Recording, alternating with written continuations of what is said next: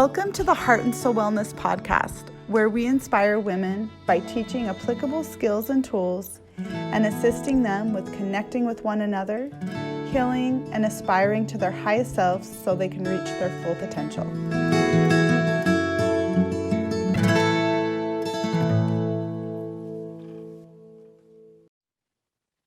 Thank you so much for joining us. Today we're going to be talking about healing from betrayal trauma. And we're so honored to have Ashlee Boyson with us today. I'm going to give you a little intro on her. She's amazing. She's a survivor, and we're really excited to hear about her story. Ashlee Boyson is the founder of A Reason to Stand, a nonprofit focused on healing and empowering survivors. Ashlee is the author and the blog and the book series entitled The Moments We Stand. Ashlee is married to Scott Boyson and a mother of 7 kids. In her spare time, she likes to eat peanut butter M&Ms and spend time with her family, sometimes both at the same time, but usually in the quiet of her pantry all alone. Her dream job is to teach moms about baby sleep, and she has a passion for all things parenting and helping parents navigate their children's own healing journey after trauma and loss. Ashlee loves to stand as an advocate for widows and victims and has learned to love sharing her own story and help others begin to find the tools to write the next chapter in theirs. Ashlee is a sucker for Chick-fil-A, Nutella, and her hot hubby Scott. Her skills include quoting The Office and any other movie she has ever seen, changing a diaper in under 45 seconds flat, and holds her household record for Michael Jackson We Just Dance highest score. That is impressive, especially the Michael Jackson one. I'm like, I am impressed by that, being a Michael Jackson fan myself. So Ashlee, we would love to hear a little bit about your story. A lot of the listeners that we have are betrayal trauma survivors, and they would love to hear about just a little bit about your story and how it's brought you to where you're at today. Okay. Well, my story of betrayal was a unique way to find out that my husband had been having an affair. It was a series of months of just kind of, if you've gone through betrayal trauma, you understand this, like thinking you're going crazy, months and months of that, and searching high and low in garbage cans, trying to get into phones, trying to figure out like what the freak is happening because something's not right. Right. And so it was kind of a lot of that. I just had my 5th baby when he was about 7 weeks. My husband had come home late one evening on a day when I was kind of like, you know what, we're going to figure the crap out because I'm kind of done just feeling like the crazy person all the time. And I'm going to make this short. Okay. I'm really not good at making things short. You're good. You Yes. can take as much time as you want. Okay. So that night he ended up leaving. You can read my full story other places, but he ended up leaving in a moment when I said, please just stay here. Like, we need to fix this. Something's not right. Mm-hmm. And the door slammed, and, I felt like, okay, something's not been right, but tonight something is really not right. And I had that panic feeling right when the door slammed and my baby started crying, and I bounced him for a few hours, just like promising this baby, like, everything's going to be okay. I brought you into this world. I'm going to take care of you. And that night I got a knock at my door at about 1:00 in the morning. And I remember waking up like, okay, this is it. My husband is going to be in a hospital bed. He just crashed his brand new truck. Like, I was picturing these scenarios where he wanted me and needed me. And as I walked to my door, like, I remember this vividly, just walking to my door. Okay, he's going to want me. He's going to need me. He's going to see us. Because for a while, it's felt like he hasn't been able to see us. And I remember opening the door, and it was like just 3 people with street clothes on. And I'm like, okay, I was hoping for like a cop that says, I need you to come with me. He's in the hospital, whatever it was, whatever it could look like. It was going to be in my head. It was going to be the answer. And I was going to have all the answers. And these 3 people instead got me to come and sit on the couch with them. And they told me of a whole lot of truth that I had been seeking. my husband had been having an affair, which was one of my greatest fears.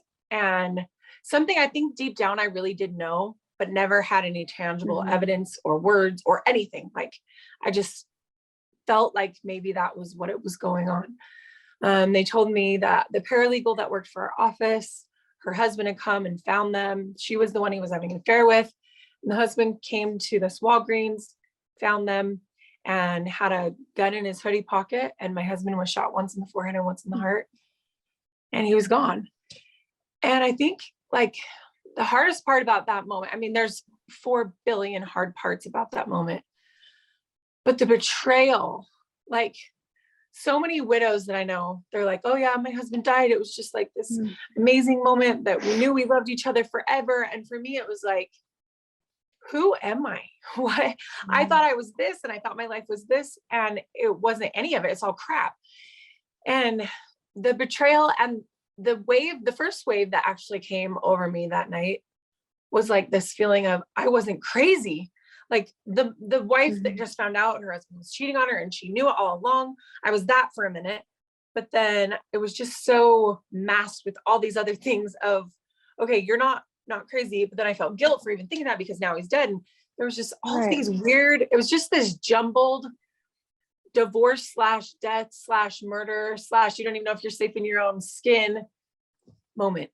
That yeah, that was my experience so far with the betrayal trauma. Yeah, up to that point. Right.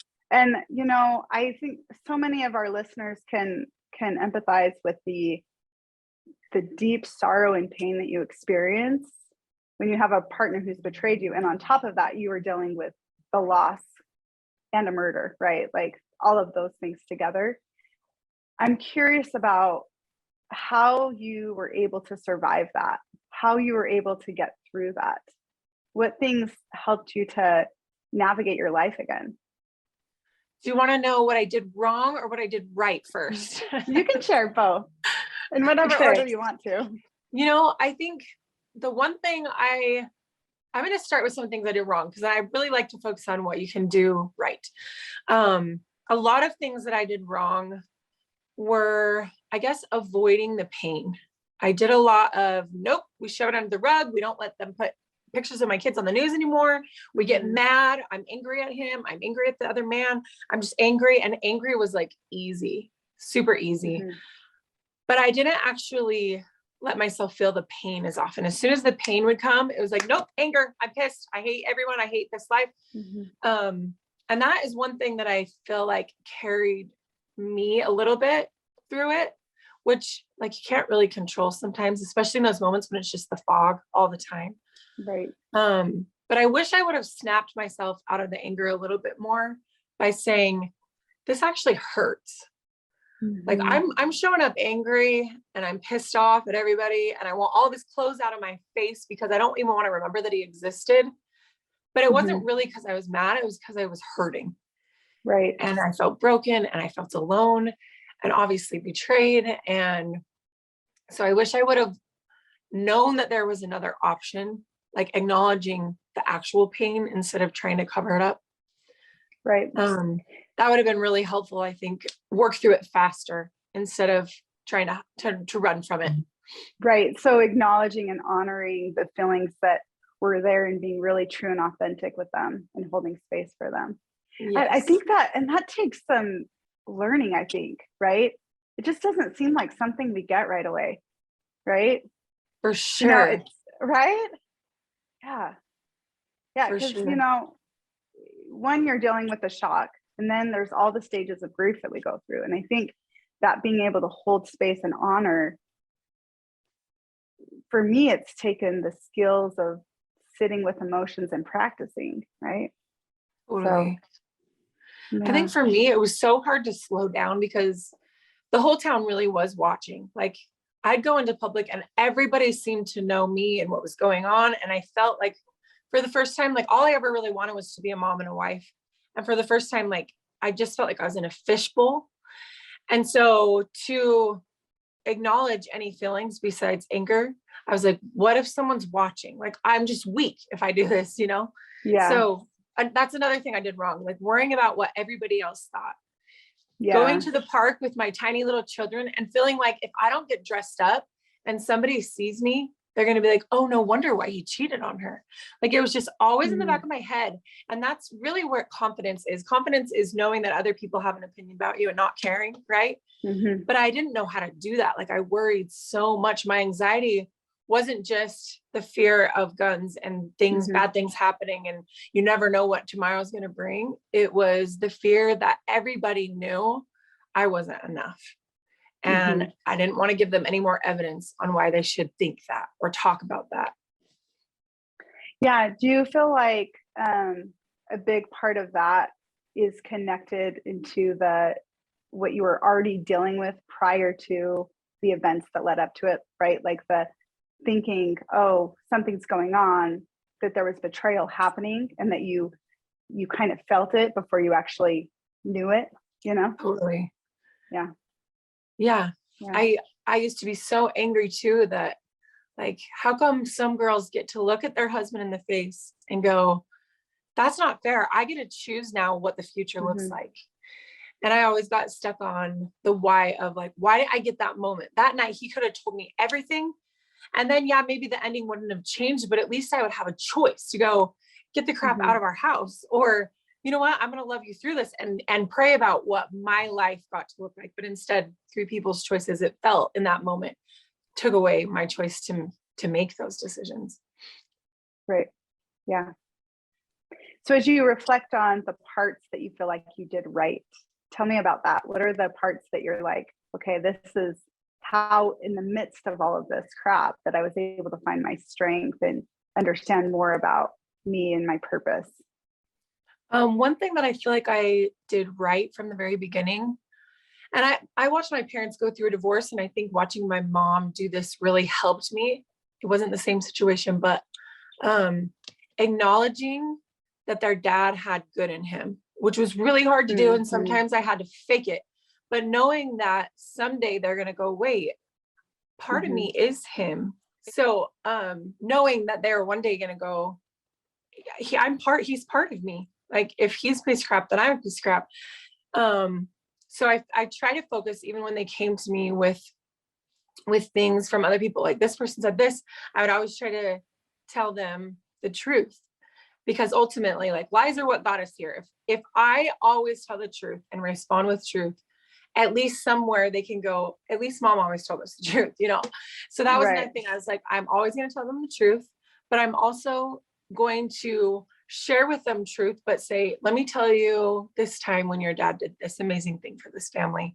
And even after he died, people came to me with these stories of times where he helped them, like he had good in him, and mistakes are what got him where he is. But I still want you to know that he obviously had good in him if he made you. And I think that's really helped my kids not ever go there. They've never been like, well, I must be a piece of crap if he was, you know, because it's easy as the hurt, broken wife to just make your kids understand your pain and try to get them to be on your side or whatever. But ultimately, it really doesn't get them anywhere except more confused. At least it felt like for me. Yeah. Yeah, it's a gift, because it'd be really easy to go there, right? Where it's like your anger just comes out, right? And then it's powerful that you were able to think about your kids and how it would impact them long term. Yeah, it's awesome. So one of the intentions for our podcast, and the intentions I have at Heart and Soul Wellness, is to inspire women to reach their full potential, to heal, connect with one another, and just become the women they're meant to be. So, I'm often amazed by the strength that women have, right? Like not just their gifts and their abilities, but their ability to survive. And I love this idea of surviving, right? This idea that I survived this and that I'm still here to stand. So tell me a little bit about some of the thoughts behind the moments we stand, and then also like how you navigated that process of being a victim to being a survivor. Okay. The Moments We Stand really just started, those words came to me as I was writing what I thought was going to be like a hate blog. When I felt this inspiration, like, you need to write. I'm like, oh, I could write for years. Okay. Right. And then I first like started writing straight to the blog, all of this hate and fear and pain. And I was like, you know what, God, if you want me to write, here I go. And I got to the very end of what I thought was going to be pretty much it. I went to press publish and my whole computer like shut down. And I was like, oh, wow. Okay, that's great. But I'm like, blogs are supposed to automatically save as you're typing. So I got back on, signed in, and sure enough, like everything was gone. And I just felt this wave of like, okay, you let that go. Now I need you to remember the strength, the light, and the truth that were all in your story. And that's when I felt like, okay, this is not going to be what I thought it was going to be. This is going to be about a story about a girl who got back up. And that's when The Moments We Stand came to me. And I named the blog The Moments We Stand. And I started writing from a perspective of my story with the grace that I had actually seen, not just the hate and the pain.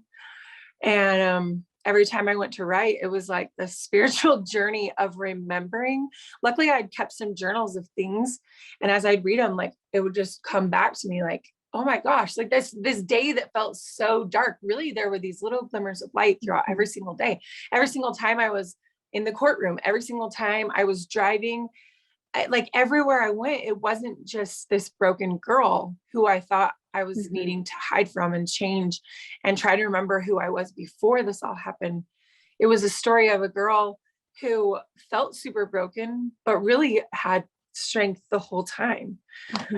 So that's kind of how it started. I think a lot of times we think, okay, as soon as I can get back to this person that I used to be, then I'm going to be strong again.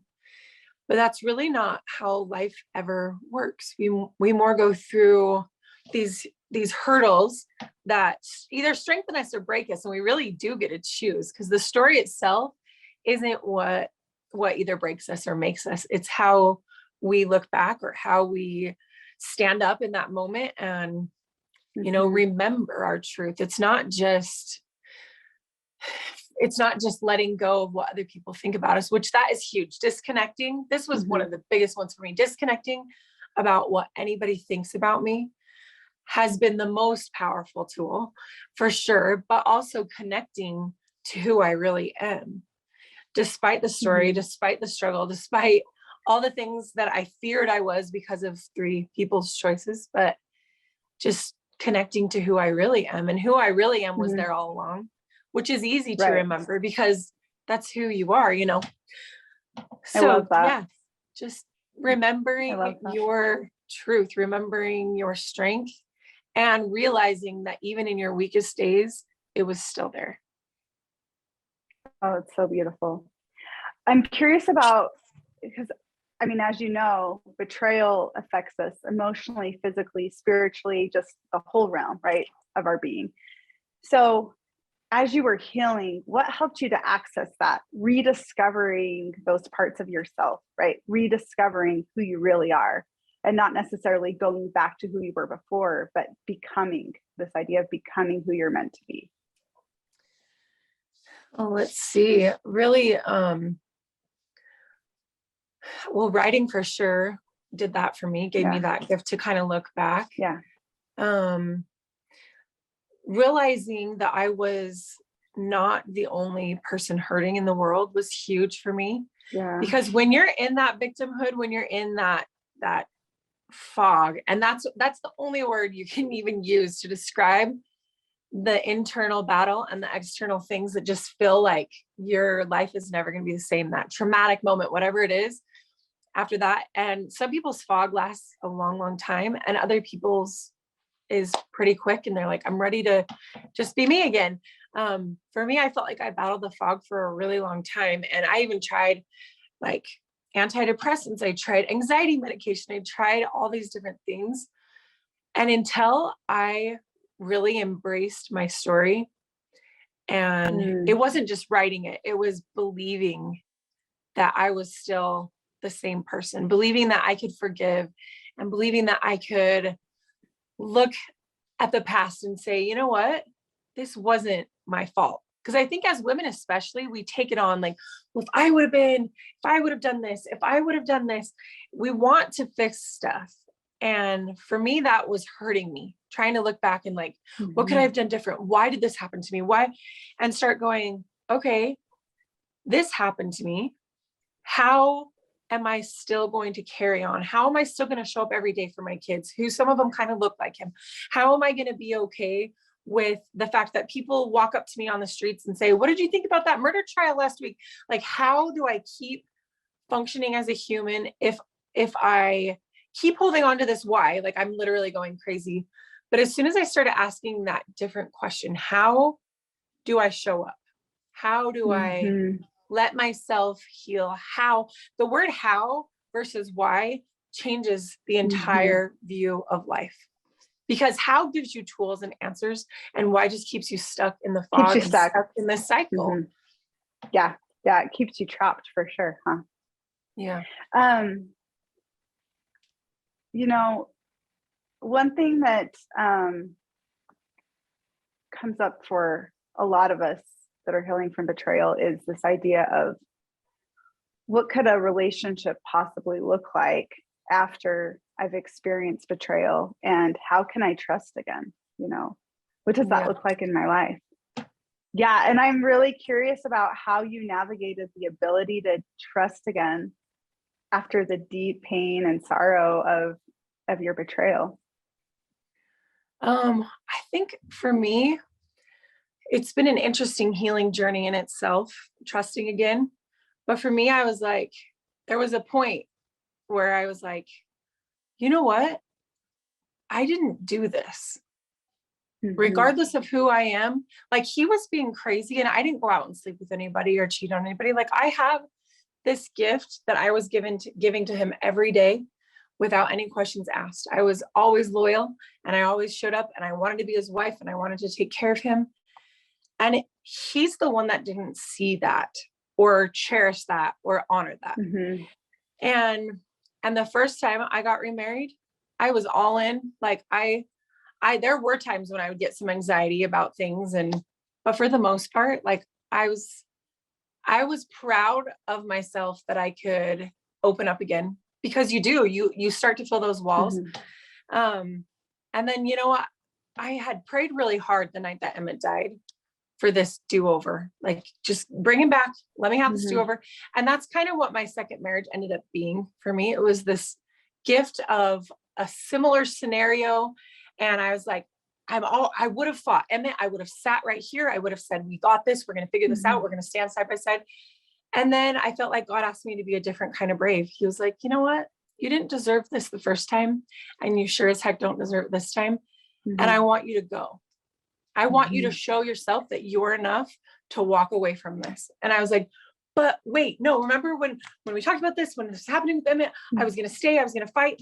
And I don't know, it gave me a whole new perspective of what brave can look like, because if we have God on our side, if we are really prayerful and really ask, how do I make this work? He's going to lead us on all sorts of different brave paths. And I never thought brave would be walk away and know that you're worth more. So it gave me a different form of healing, I guess. And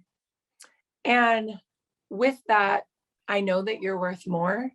If we can remember the worth that God sees in us, just like people that hate you online or people that are mean to you on the streets, a spouse that decides to not see your worth is the one that is losing, the one that is missing out, because you're worth it. You have value, and someone will see that. I'm in a marriage right now that I've never felt more like equally yoked. I guess the word is just, he spiritually and physically and mentally wants to be my partner and wants to see me and allows me to fully see him, and it's, I don't know. There's just something that snapped inside of me that was like, I really have this gift, and it never went away. It didn't go away when Emmett died. It didn't go away when I found out that he was cheating on me. And it didn't go away when a second husband showed me the same scenario. It just is inside of me. I have the gift to love. and I'm worthy of being loved. And I want that in life. Thank you so much for sharing that, because, sometimes the choice is to walk away, right? Sometimes the choice is to stay. Different for everyone. But, thinking about if you would have chose not to, you wouldn't have known what's on the other side. Absolutely. And they're both scary, right? Staying and going, what if this happens again? Every single day can be super scary and hard, and really take a toll on your worth if you allow your worth to come from that other person. And leaving can be the same. It's a different kind of scary and a different kind of brave. It really is. I love it. Do you find that you were able to access more and more of that strength over time as you did your work and as you just leaned into who you really were and the strength that you had internally? Oh yeah, for sure. Yeah. And I too have done like a lot of visualizing, which takes a lot of slowing down, which is really hard to do when you're in the fog. But if you can slow yourself down and say, you know what, even if you have to do it on the toilet, I don't care where you do it. Find a quiet space, even if it's not that quiet, put your earbuds in, turn on some music without words, and really like picture yourself disconnecting from everything around you and connecting straight up to your creator, whoever you believe that is, and straight to the earth, like this perfect line straight from top of your head and the bottom of your feet. Because I've always felt like if I can be connected to my God and to the earth where we have to live and we have to have our mission and purpose, and we disconnect from everything else, including your spouse, because obviously they can have power not to help you keep connected, including your children. Like, I'm not saying disconnect always, just in the moment. And like, where does God want me in my mission and my purpose? And it's amazing the inspiration you can get when you're disconnected from what you fear other people think of you or what you're worried they're going to think on your actions, and just really center in on like, Heavenly Father, please show me my truth. Show me what my mission looks like if I were to be able to do it without anybody else's voice in the back of my head. Thank you. I love that because, one thing I'm really, really passionate about is helping women to just aspire to where they want to be, right? And to believe that they're worth it. It's difficult because there's so many messages, whether you've gone through betrayal or not, that you're not enough, right? Totally. And so it seems that we are very bombarded with the cultural, societal, a lot of messages about perfectionism, shame that we face daily, right? But I love this idea of slowing down, and the art of stillness really speaks to me, because when we're able to slow down, we can set aside the other things, right? Tap in more to the authentic self, who we really are, right? And so that's inspiring to me, because it seems that it gives us a path to back to home, really, back to who we are. Yeah, absolutely. Yeah, thank you. One of my favorite quotes is from Edith Eva Eger. She says, "Our painful experiences aren't a liability, they're a gift. They give us perspective, meaning, and an opportunity to find our unique purpose and strength." And she wrote the book, The Choice, Embrace the Possibilities, and she's an Auschwitz survivor. I was deeply moved by her story. But after Auschwitz, she went on to become a psychologist and did some tremendous work. But it's interesting how we can remember who we are, and this can be a powerful tool in healing, right? How we can rediscover ourselves and make sense of life after betrayal. I'm curious about how connection served you, connection to other women and the people around you, and how that was helpful in healing. Yeah, I think, at least for me, connection can be really helpful and it can be really hurtful, because sometimes we connect when we're in the different phases of this whole thing. Sometimes connection can be distracting, because you're going, well, what did you do? What did you do? Tell me your story. Tell me your story. And you're taking in all of this information, which can get really noisy in your head. Mm-hmm. So this person thinks I should do this, and they did this when this happened. Mm-hmm. So I think we have to be really careful with what connections we're making. Just so, Right. like, if my mom tells me I should divorce them, and this person says they stayed and fought for Right. their marriage and blah, blah, blah, you Right. get all these beliefs of what you think other people think you should do. And so, yeah, with connection, I think you have to be really careful, especially at the beginning. Like, the greatest connection you can have is to prayer or to meditation Mm-hmm. or whatever it is that gets you your inspiration on your journey and your story. Mm-hmm. And then after that, connections, like once you've established what your journey is supposed to look like, connections can be really powerful, because then together you can build strength with each other and go, here's you on your path, and here's you on your path. And this is what we can do to help each other. And when we hear those stories of, like, someone decided to move on and remarry, and look how happy they are. Okay, that's something I want. Maybe it's possible, those kind of things. In the big decision times, I think you have to be really careful with how many connections you have. Right.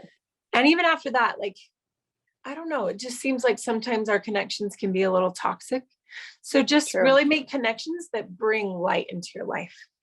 Make connections that help you find your joy. Right. And so maybe a good way of gauging that is if it's someone who's helping you to move forward and upward and where you want to be, right? Yeah. Or versus feeling dragged down and Yeah. When you have conversations with this connection, do you leave going, man, I'm kind of a piece of crap, I should have done this, I should do this? Or do you leave going, man, I feel good about me, and I just help them feel good about them, and together we can keep like inspiring and pushing each other to be the best version of ourselves. Yeah. I love that. So one of the things I've been thinking about is the hope that comes in healing, right? To me, there's two paths. One, there's like, this happened to me and there's nothing I can do about it, and I'm a victim. And that seems to be a very trapped path to walk down, right? Because it takes away our choices and our ability to rise. And I love this idea of women rising from difficulties, like being able to stand up and move forward with our lives. On the other side, there's a message of hope, meaning this happened to me, and what are my choices? What can I do about it? It's kind of tied into what Edith Eva Eger says, is these experiences, although they don't feel like a gift when we're going through them, they actually help to strengthen us and define us and really help us to embrace our bravery and our story, right? Right. So I'm curious about what message you might have for our listeners to hold on to that hope. What things would you say might be helpful when you're stuck in that, like this happened to me and I'm trying to make sense of it, and on the other side, like there's got to be more that what I'm experiencing right now? I think, like what you were saying, looking at each thing as, is this really a blessing or is this a curse? Mm-hmm. Is finding out about this affair or whatever you're going through, is this a blessing or a curse? Because here's other scenarios. Like, if you kind of fact check your brain, here's other scenarios. I don't find out about this affair and I go on for 40 more years. And then all of a sudden this life, like, I find out about everything that my life was. And I'm now at the age where I'm way past what I would be able to start over, So there's like, I don't know, a lot of fact checking is helpful in those scenarios. Is this a blessing or a curse? Am I being blessed to go down a new path? Which the answer is yes. Because if you're going down a new path, there's a reason that you're there. And yes, it feels so vulnerable and it feels so scary and lack of control. And maybe you had no choice in this whole thing. And your spouse just said, hey, I did this and I'm gone. And that feels really scary. But it's a blessing because you're there, right? If we start looking at, okay, if I'm here right now, myself personally, if I'm a divorced widow with 5 kids who just got remarried and had 2 more babies, if this is where I'm supposed to be, obviously it is, because that's where I am. If I spend my whole time looking back and going, what the freak? And just keep turning around, and am I really showing up for myself, for my spouse, for my children, for anybody else that crosses my path? Or am I just stuck still in the pain of what was, which obviously, so, I guess my advice would be wherever you are is where you're meant to be. Yeah. And breathe that in. Let's breathe that in. Just like breathe it in and let it go. Wherever you are is where you're meant to be. Because God doesn't really make mistakes. And I know it feels sometimes like there's not going to be a light at the end of the tunnel. I remember those days so well. And I've had days like recently where it's just like, oh my gosh, okay, this is a new one. And here we are. But there always is. There's always a resolve. And that's why we're here, to get stronger through those resolves and to get stronger and realize the blessings that we've been given and the new opportunities that come from those blessings. I love that. And it sounds like gratitude on some level was pretty powerful for you as well, as you grappled with that, right? I'm wondering if noticing the little things was something that was helpful for you when the big things seemed to be falling apart, if you were able Absolutely. to tap into that. Yeah. Totally. And just really turning your intentions to what you want in life. Mm-hmm. If you constantly are like, well, my kids are this and my, it's easy to complain. It's super easy. But what's not easy is to be grateful for what we have, to see the abundance in any way that could be. Like anybody on earth might go, wow, I wish I had your life. And you're going, oh, wow, I wish I had yours. But to really live in the moment and embrace who we are and what we have and what we've been given, I think like just sets us on a path of positivity and kind of like cues God or the universe or whatever, that you're ready for more of that. You're more ready for to love more things. Yeah. Ready. I mean, I got 7 kids, so obviously I love being a mom. I just keep like, right. Yeah, I'll take more. Sure. This is one thing I really can say I've always loved. But yeah, just knowing that if you are putting out good and you're putting out light, that more of that will come to you. Come back to you. I love that. And isn't it true? Right now I'm taking a mindfulness-based stress reduction course to become a teacher. And so it's a lot of like meditation. It's a lot of stillness. And it's amazing to me, actually, when we slow down, like the little things that really matter, right? When we slow down to see what's really happening around us, like the smile on my girls' faces, right? Or, just going outside for a walk and noticing everything around, it's really beautiful when we take that time to just pause from the distractions, from the to-do list, and just sit and with ourselves, really, and with God, right? Right. So. Well, and they say that anxiety is living in the past, like fearing what was or fearing what's going to be the future. And so as you slow down and look around you, like you start to notice things, because that's what the fog is. The pain of what happened or the fear of it happening again or something bad happening is the fog, is the anxiety. But just going, what do I have right here? Look at these amazing children or whatever you have in your view, and actually seeing it sometimes for the first time in a very long time. You don't think about the past or the future in that moment if you're present with what you're doing. Yeah, I love that. Thank you so much for sharing your story with us. I know it's going to have a positive impact on a lot of listeners. So thank you so much. And I'm inspired by your story. It's incredible. So thank you so much. Thank you so much for having me. Yeah, absolutely. So if people want to read your blog, we'll go ahead and include that in the show notes and all of that. Yeah. And you have 2 books out, right? Yeah. Awesome. Very cool. And are those available on Amazon or? Yes, on Amazon. Yeah. Okay, cool. Thank you so much. You are welcome. Thank you for having me. Of course. Thank you for listening to the Heart and Soul Wellness podcast with your host, Sarah Carter.